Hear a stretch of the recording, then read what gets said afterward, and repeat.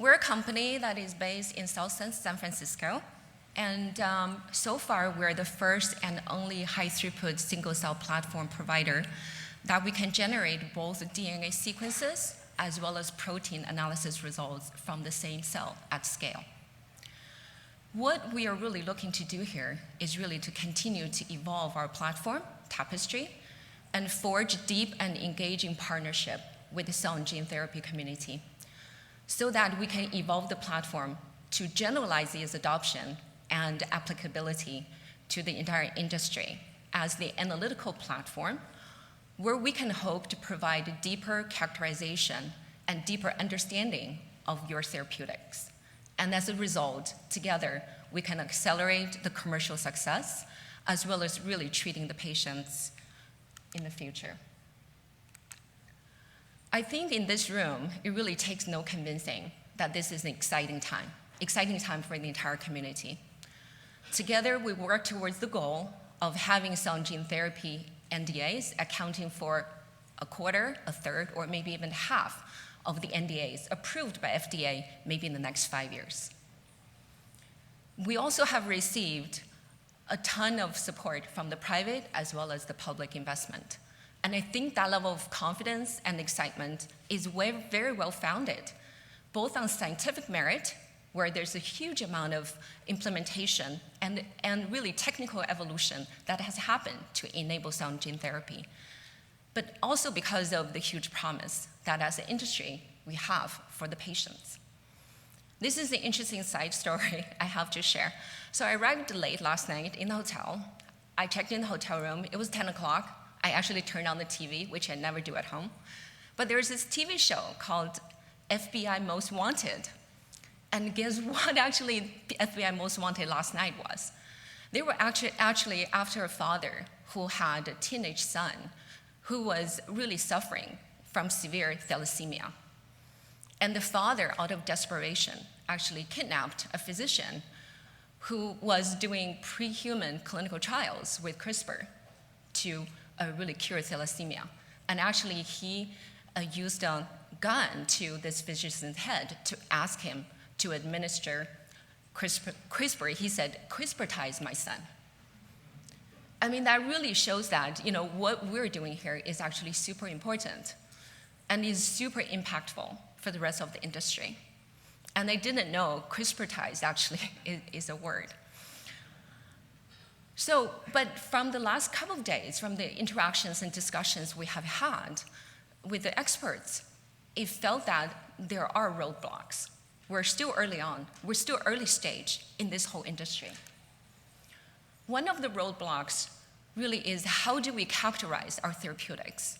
Do we know what to measure, what to look for in ADME, in potency, in safety, in efficacy, in all of those metrics? Where with small molecules, actually, we know precisely what to do with the purity. We know where the contaminants are coming from. We know how to look for the peaks on the HPLC, the major peaks and minor peaks, and what to do. But what does purity even mean for cell and gene therapy and how to measure it? Is it the zygosity? Is it the on-off target? Is it the cells actually didn't get transduced? Or is it actually the side effect that we actually have a chromosome loss or other abnormalities that are persisting in our patients? An even more interesting question, what does metabolism mean? All of the knowledge we accumulate for decades on cytochrome P450 no longer persists here. We actually do want patients to have a persistent results, but these are living therapeutics.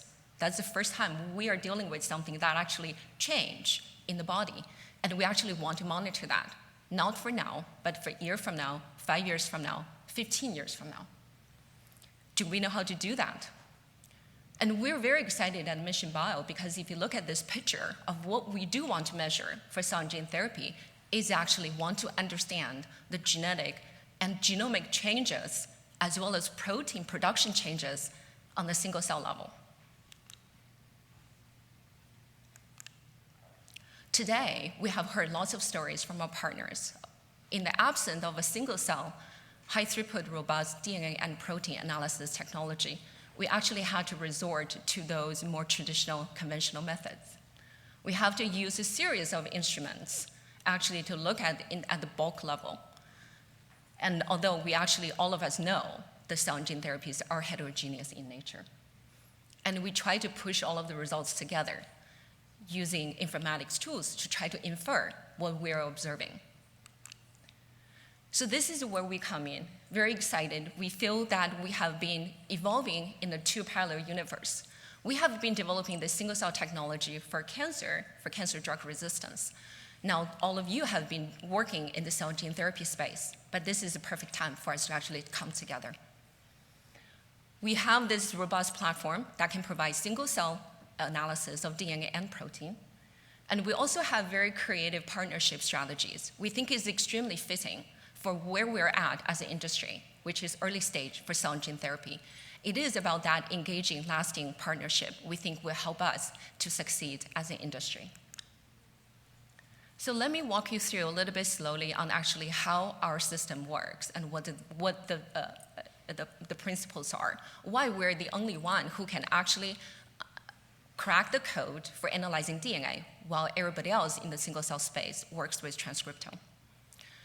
On the top left-hand side, with the samples, we actually start by introducing antibodies specific for the proteins that you want to analyze, either extracellular protein for the cell type analysis or intracellular protein for protein mechanisms, as well as your enzyme production or anything else you want to monitor.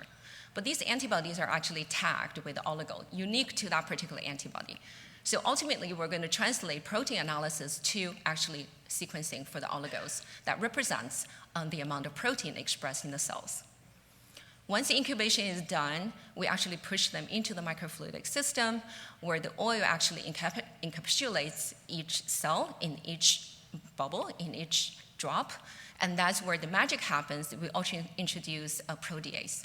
So the protease is designed specifically to actually digest away the chromatin protein structure so you can release the DNA for further analysis. We have a second step of the microfluidics where we now introduce specific barcodes as well as PCR primers and enzymes. So here the DNA, we're up to about 1,000 amplicons can be amplified at the same time together with up to about 100 different protein. And so now both the protein oligos as well as DNA region of interest can be tagged onto this unique barcode to tell us where they're coming from, and all of that output is analyzed on the NGS system.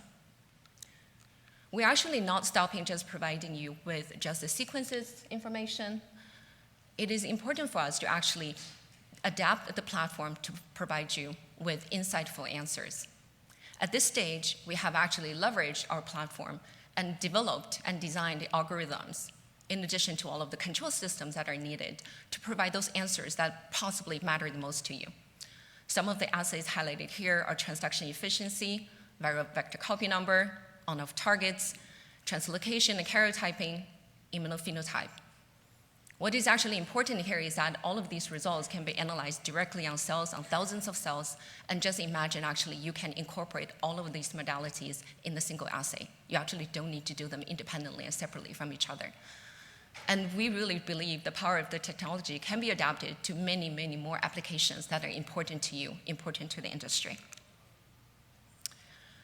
Now, how does that fit in with the potential workflow? In the absence of Tapestry, I think many of you are actually enriching the cells and actually separating the cells and growing them separately and actually analyzing them on the separate instruments that we looked at on the previous slide. And that process can potentially take a few weeks, maybe even longer, for each development, each analysis. Tapestry can actually take all of those workflow, consolidate that into a single run, and you can actually get those results within days as opposed to weeks or even longer. And we really feel with this enablement, we can actually hugely shorten your development cycle so you can actually accelerate the overall development as well as when you go into clinical trials, how to analyze patient samples. So where this technology could be relevant, it could be relevant today within the R&D stage to help you optimize your process, optimize your procedures and protocols and therapy development in preclinical as well as in clinical trials. We just initiated our first technology transfer to our partners, the CDMO. So actually the CDMO can be the one to carry out the clinical trials in addition to using our Tapestry platform to actually monitor that. And we're actually even more excited about the potential future. when the industry becomes hugely successful. And we can actually use that to help to monitor patients. In the patients, what those cells are behaving, how they're behaving, have they been changing, and what is being changed. And so that can give you much more insight and understanding at the single cell level from now and all the way to the future. As I said earlier, one of the major things that we as a company have decided to invest into is the partnership model. The partnership, I think, is really important at the infancy of this particular industry, is that we want to understand better of what matters to the CGT companies, what matters to FDA, what matters to the patients. And we hope through that process, you can also understand us, understand what technical capabilities we have.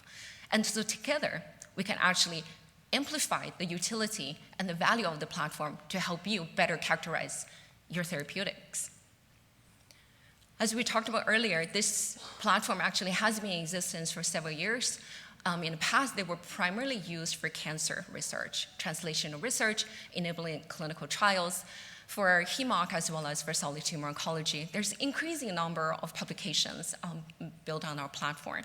But we very much look forward to continuing that partnership and building that engaging, long-lasting partnership with all of you to actually utilize this powerful single-cell DNA and protein technology to help you to better understand your therapeutics. So next year when we come, I can watch a TV that is not called FBI Most Wanted, but just Most Wanted. Thank you very much.